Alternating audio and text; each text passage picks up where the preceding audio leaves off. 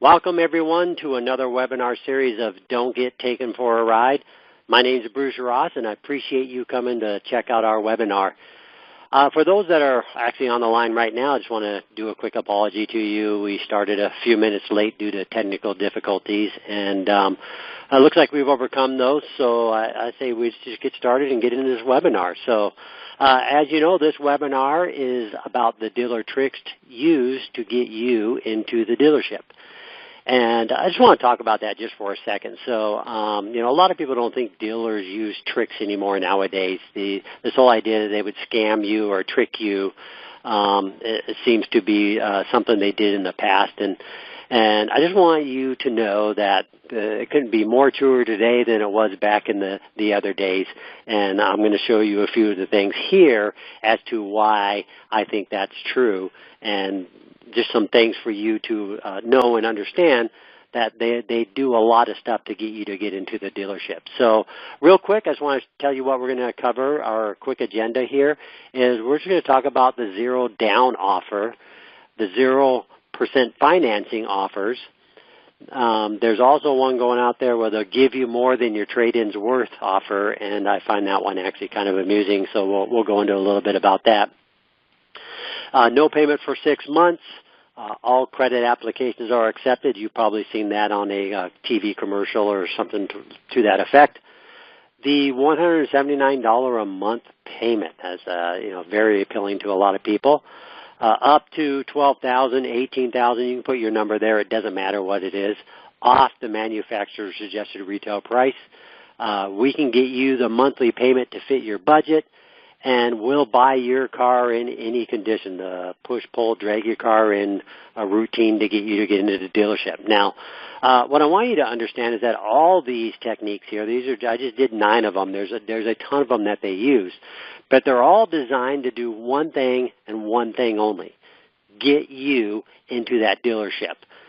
I mean, think about it. How many cars have you ever bought over the phone, right? I mean, they got to get you in there in order to be able to sell you something. Does that make sense, everybody? Great. Perfect.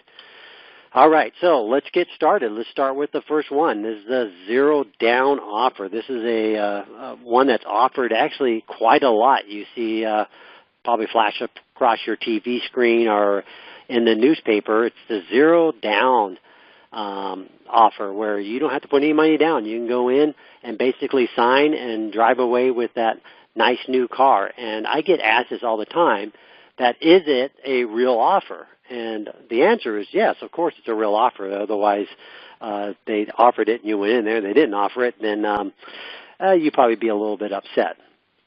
But the offer actually has no value. People buy cars with zero down all the time, whether they're doing an advertisement for it or not. It's just very common nowadays to be able to go in and buy a car and not put any of your money down when it comes to purchasing that car and financing it. So that is very real, and it's something that they use to get you into the dealership.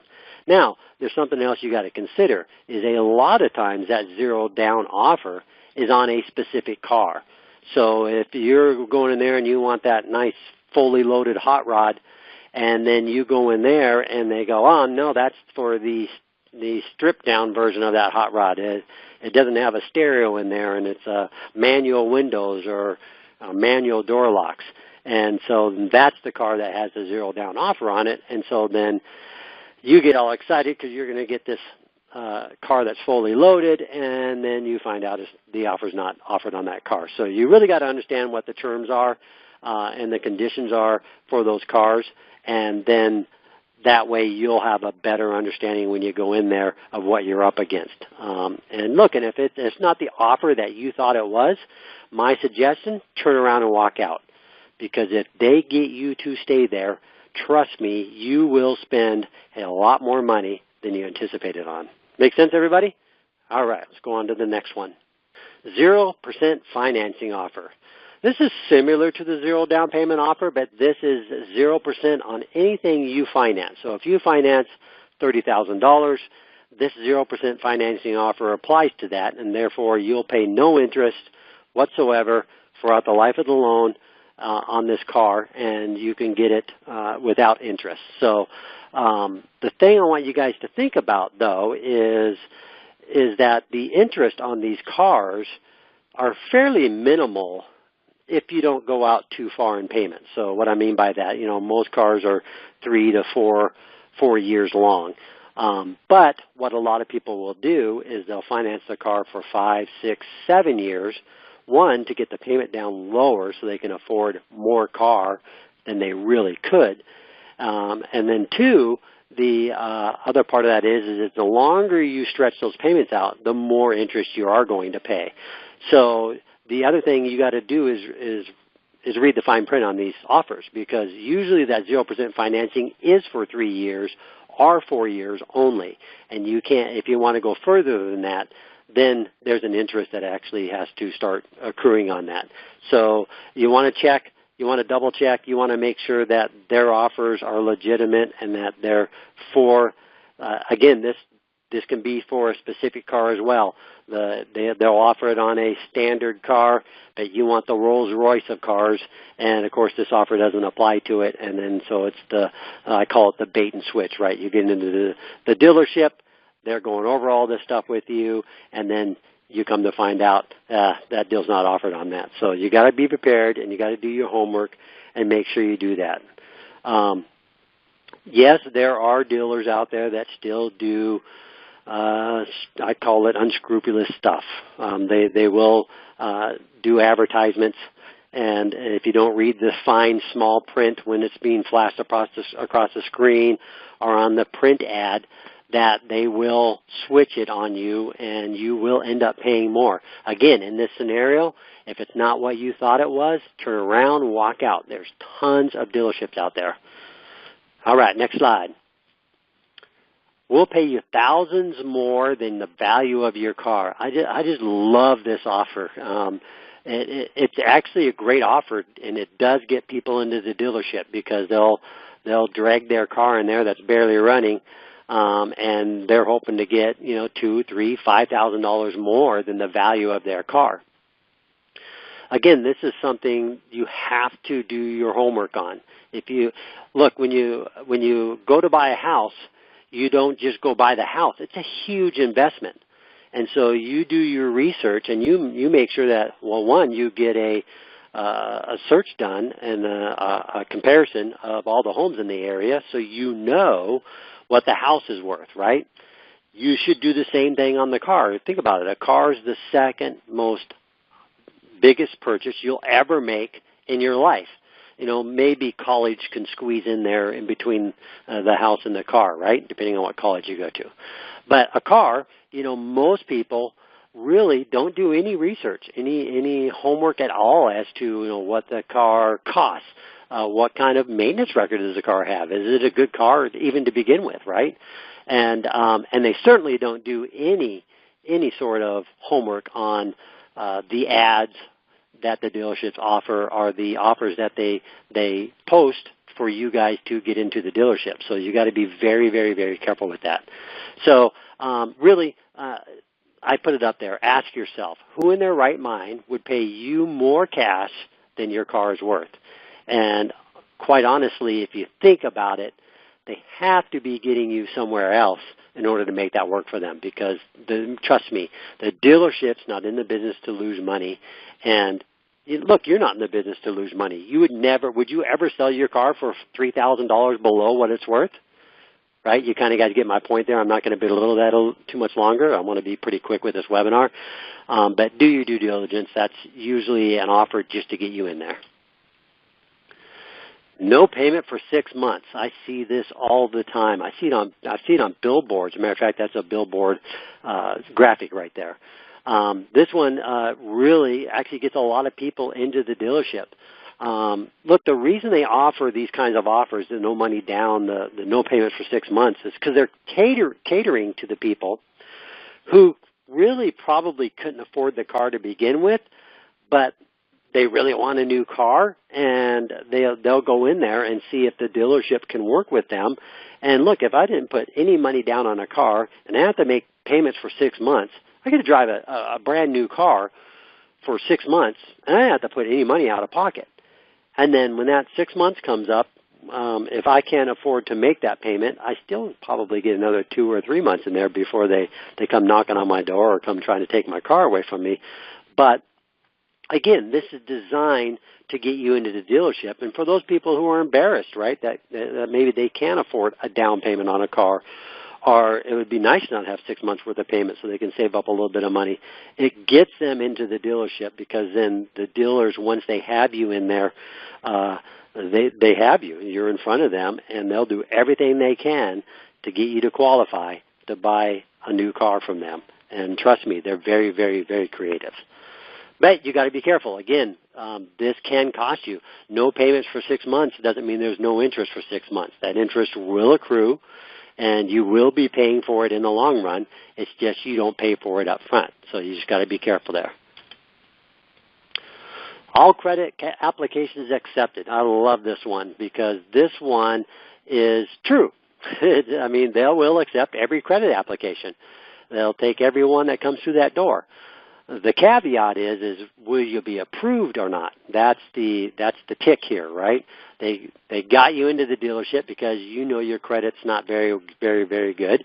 And look, you know, there's no sweet spot for a credit rating to get a car. I've seen people who filed bankruptcy the day before get a car the next day. I'm not even kidding you, right? And so it just depends on the dealer, how they swing things with the banks or their loan companies that they deal with. Remember, they deal with a bunch of banks and a bunch of loan companies. I call them bad credit companies because they only loan to people with bad credit, and you'd only want to use them if you had bad credit.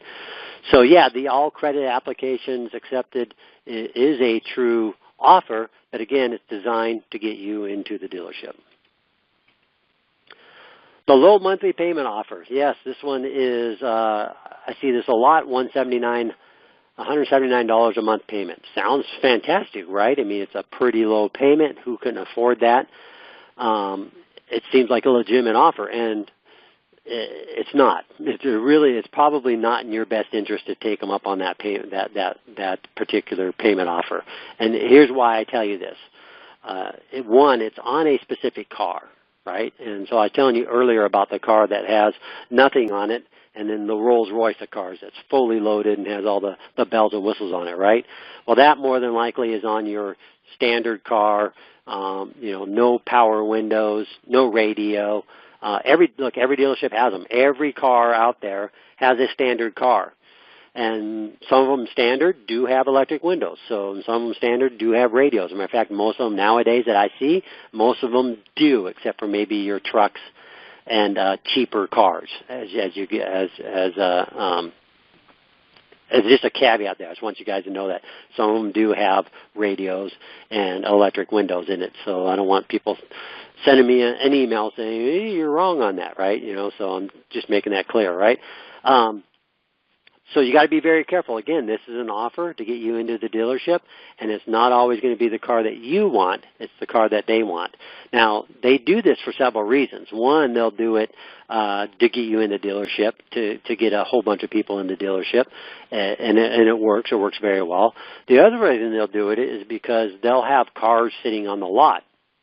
And these cars, maybe they've been sitting there for 4, 5, 6, 7, 8 months, and they need to move those cars. So occasionally you'll find an offer here where it is on a car that may be fully loaded, but they want to get rid of it, or they use that as the leader to get you into the dealership. And then when you get in there, magically the car sold, or whatever the case may be. So you got to be careful with that. Up to $18,000 off manufacturer suggested retail price. So I put up an ad up there. I grabbed that up off the web because I want you guys to see I'm not making this stuff up, because a lot of people are like, they can make $18,000 off a car. And the answer to that is absolutely they can make $18,000 off a car. There are so many ways for a dealership to make money off of you. It would make your head spin. It would just make you not want to buy a car, actually. That's why we created the Don't Get Taken for a Ride guidebook, which I'll talk about a little bit later on this webinar. But anyway, the $18,000 off is a great offer. I mean, it sounds legitimate and it sounds great, But what you got to be careful with is how they word their offers. So I've seen one, and I had to pause it on my TV screen because when I read it, it just didn't register with me right away. But it said it was for Dodge Ram trucks, I believe it was, and it was $12,000 off a manufacturer suggested retail price. I'm like, $12,000, that's like getting 25% off, if my math is correct, off of a truck. So I had to hit the record button, hit the stop on it, and actually read the terms. And what I found out there, so you guys, everybody's familiar with this MSRP, right? Manufacturer Suggested Retail Price. Now that is the acronym used for you to know that that's the suggested retail price that the manufacturer thinks the car should be and can be sold for. But when I read the terms and conditions on the screen, I actually read manufacturer's suggested retail profit. Okay, you see what they did there? They took the MSRP and they kind of made their own wording to it, if that makes any sense, right? So what I want you guys to understand is that the wording can misrepresent what's actually happening, if that makes sense to you guys, right? And if you guys have questions about that, type it in the chat box. By the way, at the end of this, I'm going to do a question and answers, and so just type it in the chat box. We'll get to your questions as soon as we're done with the rest of this webinar. All right, guys, next is we can get you the monthly payment you can afford. And boy, I'm here to tell you they sure can. Look, if somebody's looking to be at a specific payment, they are magicians at getting you that payment. And trust me, they can almost always meet that. Now, there's caveats, of course, now making sure that you're not buying too much of a car that you can't afford.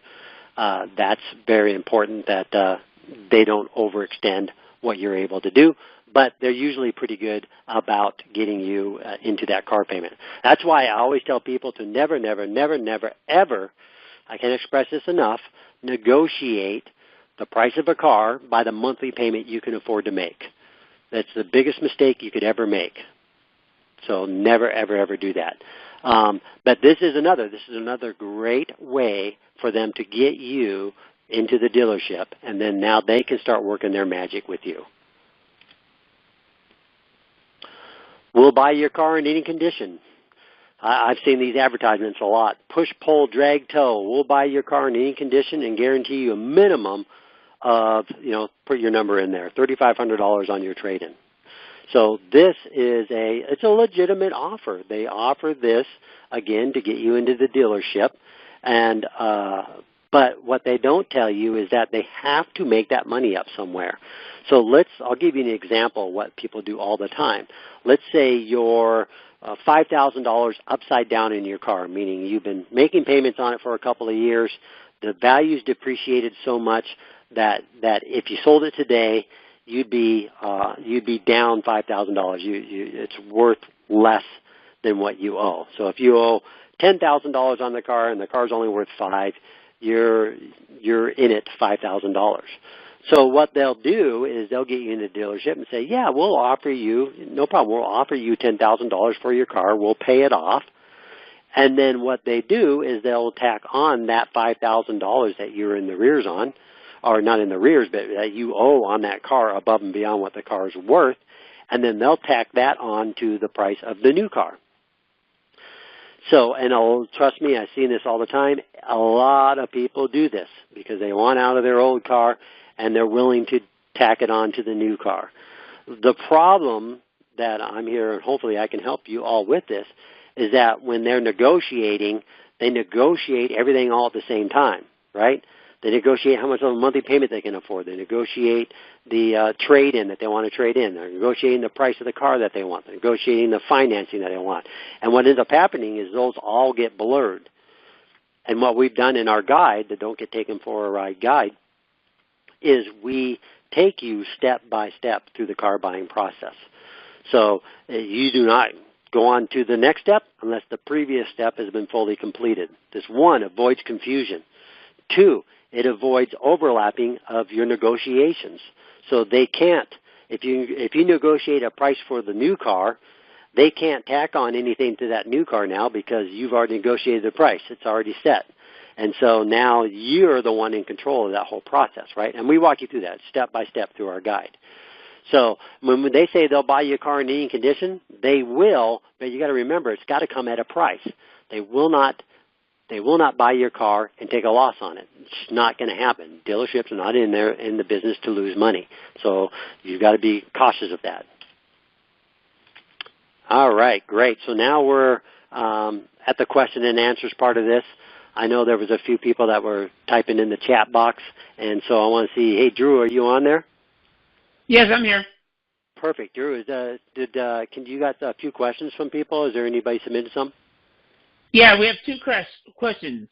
The first question is, how do you know if you can trust the salesperson or not? Oh, that's a good one. Actually, I get asked a lot of questions, the same questions a lot all the time, and that's actually one I actually get asked a lot. And the answer to that is very simple. You can't, right? And I would say you can't trust them and don't trust them. So I want you guys to think about this, right? There's a couple of types of salesmen, right? There's the pushy, high-strung, anxious sales type guy. And I'm just going to give you two of them, right? So I'll give you the extreme. The one end is the pushy, high-energy sales guy, always amped up, always acting like he's had too many cups of coffee, right? And then there's the guy that's your friend, right? He just seems like, oh, man, I can relate to this guy. This guy's perfect. You just fall in love with him right away, right? And I want you to realize that both those guys, there's no difference between them, right? They both have to put food on the table. They both probably have families to support. And they both want to sell you a car for as much as possible because the more they sell you a car for, the more money they make, right? So in the world I live in, there is no honest salesman. Now, I don't mean they're not honest, but you have to assume they're not. And it's your job, and if you follow the steps in our book, you'll find out real quickly. It's your job to make sure you know the answers to all the questions that you ask a salesman. And then really they're just a formality for them to respond to them. And that'll give you a good idea of who they are. But you got to remember, the salesman comes in different shapes and sizes, different personalities, and you don't know. You got a pretty good idea of what their motive is. Their motive is to sell you a car, because they don't get fed if they don't sell a car. Does that make sense? So I won't belittle that too much, but that's a very important thing, distinction to have. Who do you trust? You trust nobody. Trust yourself. Trust your research. Trust the homework you've done, and then take it from there. Any more questions, Drew? Yeah, there's one more question. When is the best time to buy a car? Yes. That's probably the top question we get asked all the time is, when's the best time to buy a car? I always answer it this way. If you're armed with the knowledge, any time's the best time to buy a car. Now, there are certain times where it could be more favorable or more in your favor to get an even better deal because the dealerships are trying to, get rid of inventory or push their cars. So generally, I tell people the end of the month is a really good time to go in and shop for a car because they've got quotas they've got to meet. And if they're, nowhere near them, then they're more willing to negotiate with you and get you a deal, or at least a deal you want, than they would be at the start of the month, right? But again, I must caution you, if you've done your homework and you know what the car's worth, what your trade-in's worth, what you can get for financing, all that good stuff, then any time's a good time to get a deal. Now, I always say also, if you're not in a hurry, the end of the year is a great time to get a good deal. The end of the automotive year, so you've got there's two distinctions there. One is the end of the year. Yeah, they're trying to blow out inventory and clear everything out. But the automotive year, so when the new 2020s come out next year in 2019, then the 2019s, they're going to start wanting to push those. And look, the reason for that, guys, remember, dealerships buy their cars from the manufacturers. So the manufacturer makes cars based off of the volume that the dealership wants. It's not based off of what I'm buying. So you guys got to understand that, right? So when the government does their stats for the amount of cars sold in the United States, it's off the dealership line. It's not off the dealership lots. And those are two very different distinctions and two different ways of measuring cars that are being sold. So the dealership has to buy those cars, and they finance them just like we would, right? They finance them. They get a much better rate, obviously. But every month they're paying interest on those cars. So if they bought a car for $40,000 and it's sitting on the lot for 8 months, they paid 8 months of interest on that car, which takes away potential profit from the dealer. So that's something you need to keep in mind. Any more questions there, Drew? No, that was the last question. Perfect. Thank you. Okay. All right. So real quick, guys, I just want to go into something. I appreciate everybody coming and spending their time with us to join us on a webinar.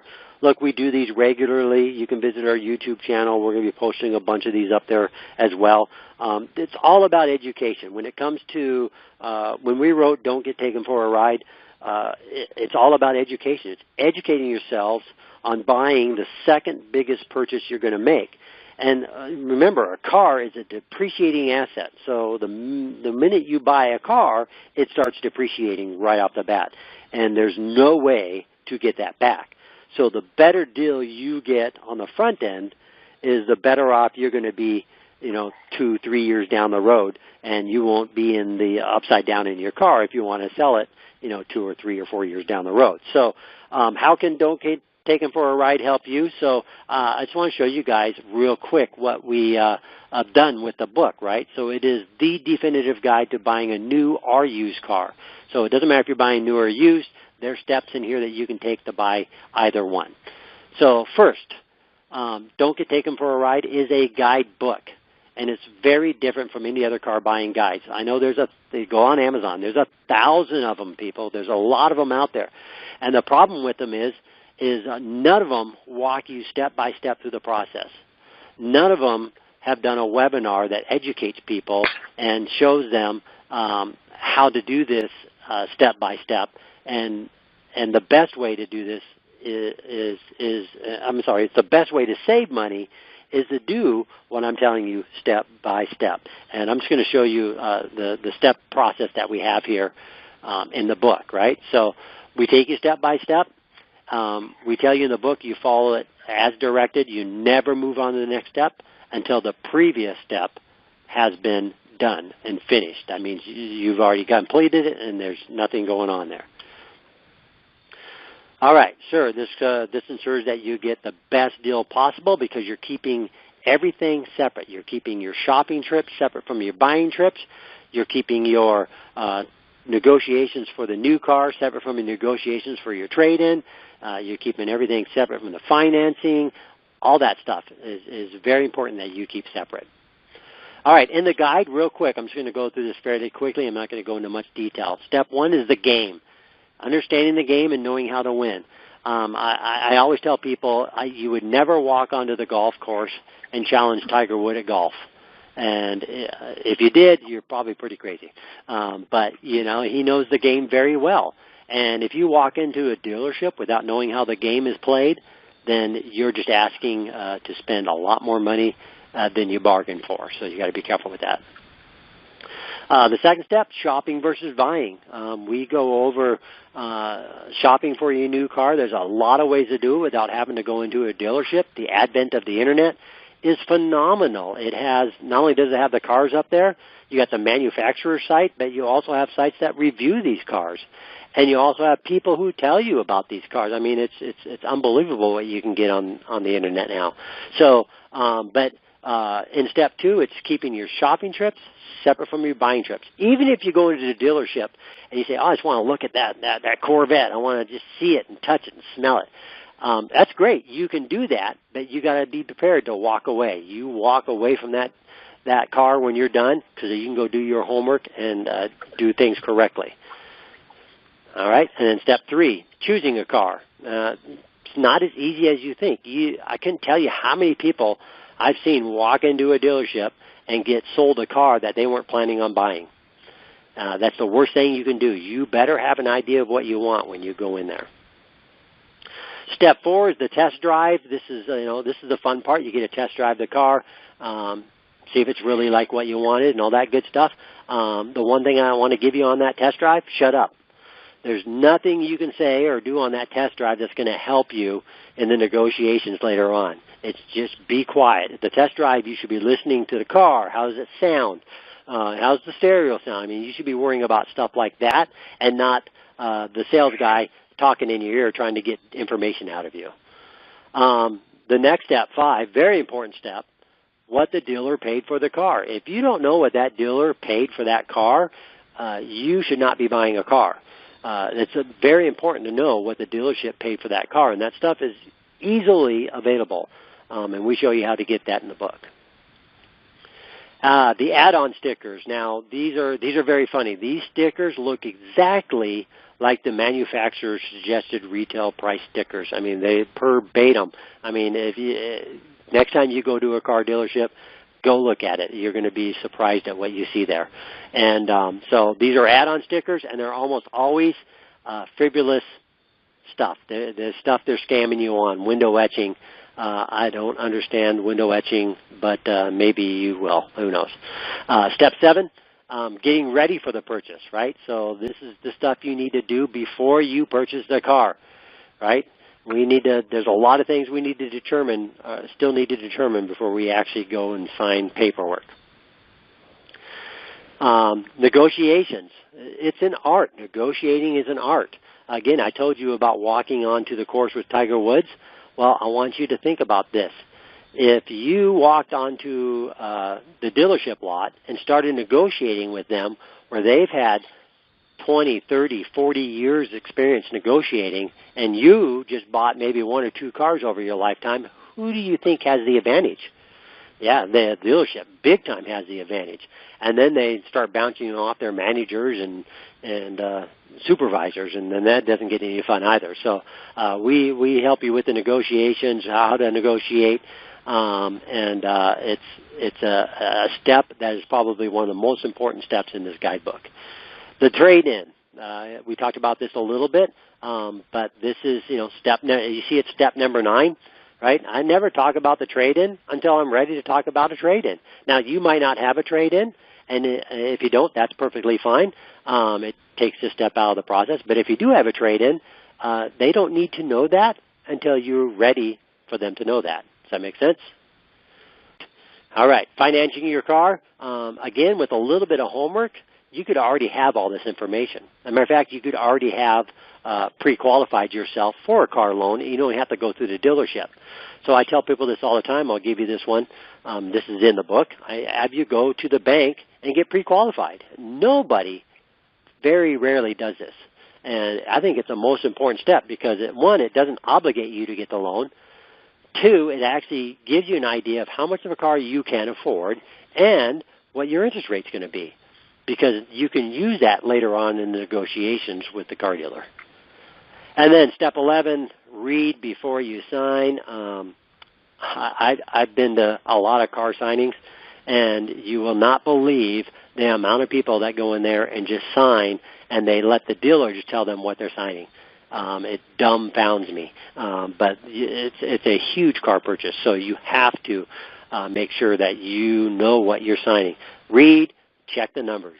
Reread, recheck the numbers. Make sure you've got what you were expecting to get when you bought your car. Right? And then the final step, most everybody hopefully does this, is just, look the car over. If they promised you something, like maybe there were wheels and tires that didn't come with the car, but you wanted these wheels and tires, make sure that, if it doesn't come with the car right away, that it's in writing, that it's coming to you, and that you're going to be getting it. This is common. Dealerships do this all the time. Maybe they had to order a part or something like that. Just make sure it's in writing and that you get that piece of paper. All right, well, that was easy. So if you follow these steps, just like I outlined, you literally can save thousands of dollars off your next car purchase. I don't like telling people, how much money can I save off a car, because every car is different. You saw one in there, there was $18,000 off the suggested retail price, right? Well, if it's $18,000 off, how much money were they selling that car for, and how much profit was the dealer going to make? I mean, if they can sell it for $18,000 off and still make a profit, well, you got to kind of listen. So, but literally, these techniques, there's other ways to get you guys. You got to remember, it ain't just the price of the car. You got the financing department. First of all, the add-on sticker. We talked briefly about the add-on sticker, right? That can add thousands of dollars to your car if you're not savvy as to what's on those stickers. I've seen one where they said they do undercoating sealant for $999. Well, all the cars are sealed from the manufacturer. So all they're doing is spraying on some kind of spray, and they're charging you $999 for it. Same thing with upholstery protection, right? They go buy off-the-shelf spray, carpet protection spray, and spray your car. And then they charge you $699 for it. So you got to be careful. Those things can actually add a lot of price to it. And then you got the financing department. You can literally spend $5,000, $10,000 in the finance department really, really fast, right? They'll get you with an extended warranty for $3,000, right? They'll get you with, you want to protect your tires? We'll give you tire warranty for $999, right? You can see how fast stuff adds up. It goes pretty quickly, so you got to be very careful, but we talk about that in the book as well. So there's a few other things you get in our book, just besides our new and used car buying guide. You get the definitive guide to leasing. So this leasing is very, very popular. And personally, I don't like it unless you can write it off some way. So if you have a business or something like that, it works really well with you.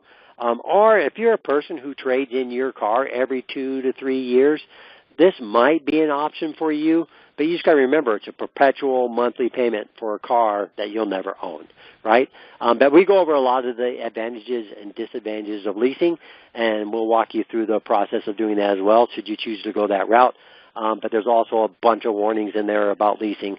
There's a lot of things in there that can get you on the back end.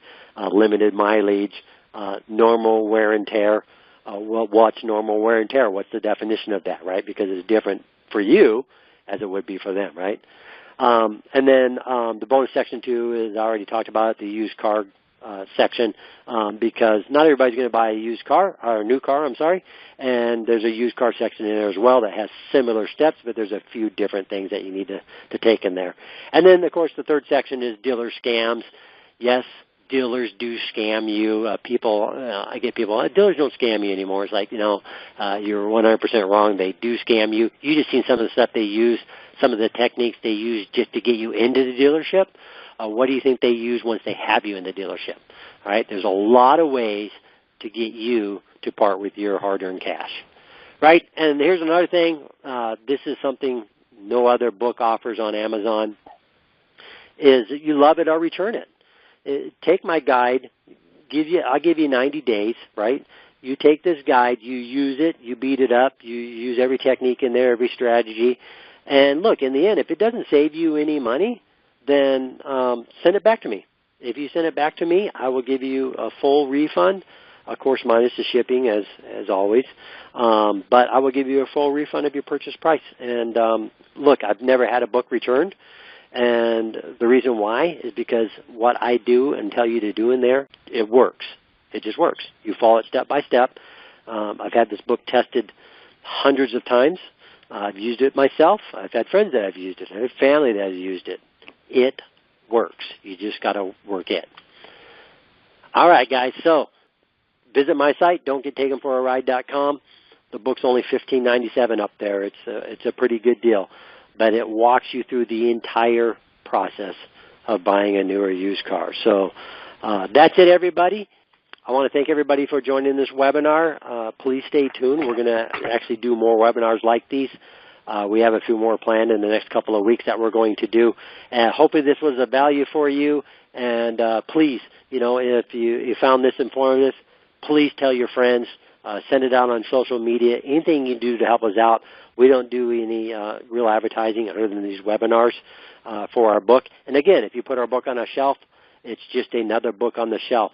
And the reason we don't have our books on the shelf is because it's just not another book. This is something that is used to help you save on the second biggest purchase you're ever going to make in your life. And if you use the techniques outlined in our book, you'll be way ahead of everybody else out there. So I appreciate everybody. Have a good weekend, and we will talk to you all soon.